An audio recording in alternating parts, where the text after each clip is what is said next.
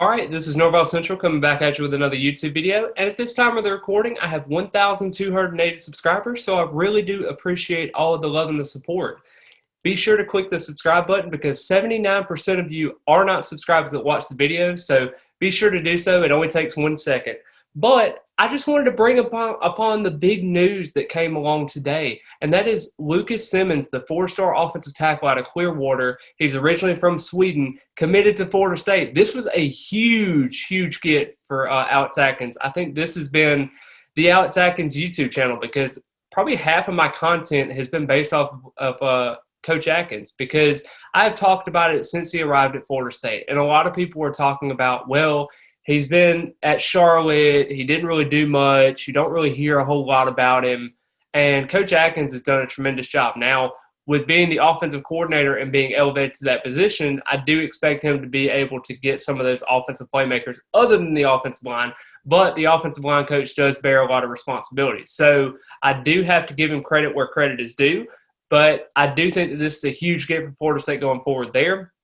And now they have 2 offensive linemen committed to their class. And Roderick Kearney, who is a 4-star interior offensive lineman out of Orange Park. And I think he is a prototypical 6'4", 300-pound offensive lineman that you really need in this class going forward there. And with Simmons, you get that true tackle at 6'7", 300 pounds. And I think it's a guy that you really needed in this class. I mean, you're beating schools like Florida, Tennessee, USC, Oklahoma State. I mean, those are all the schools that he visited minus Florida State. And Florida State got the last visit. And you're really talking about the relationships that he has built so far with the class so far. And I told you, this may be a smaller class for the offensive line because you're looking at maybe 3 or 4 guys that they're looking at. So, of course, you're going to be trying to be able to solidify those 2 that you have and then being able to dwindle down your targets and kind of figure out which guy is the best. Now, DJ Chester, the 4-star offensive lineman, is probably going to be the guy that they highlight the most out of everybody because I think that's the most reasonable target. He's visited Florida State a couple of times.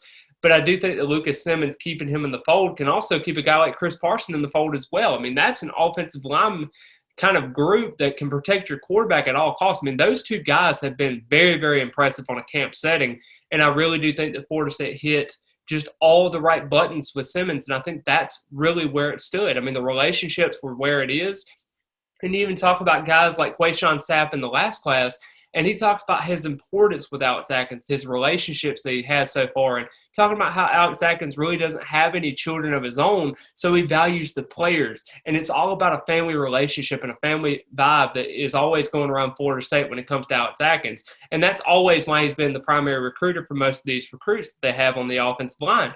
Now, granted, like I said, he has to be able to get some of those relationships with some of the playmakers like wide receiver, running back, quarterback, different things that an offensive coordinator does, kind of like Kenny Dillingham was doing at Florida State when he was here. And you just have to figure out different ways to go there. But I can't discredit the announcement at all. I mean, that is huge to get Lucas Simmons. I mean, I could not express that enough. That's a guy that Florida State's been on for quite some time. They offered him very early in the process. He's a prototypical left tackle that you really need, especially in the offensive line. We brought in 10 offensive line transfers and also recruits this past offseason, and we're going to be bringing in a ton of talent. So that's really huge for a huge get for Florida State, a huge size of mass that I think Florida State really needed. A 6'7" offensive lineman, you really don't have many of those on the roster. I mean, beside Lloyd Willis, you really don't have those guys that can really make you intimidated from their size. But just overall, I think Florida State got a good get. They're going to continue to get good gets. I know that recruiting has been kind of slow. The dead period is going to be ending pretty soon. They're going to be doing a huge recruiting event on July 30th. So just stay tuned. Tribe 23 is not done, and I'm very excited to see where Florida State ends up at. But I just want to thank everyone for watching the video. Please comment your thoughts on how the video was and your thought process with everything. And as always, go Noles.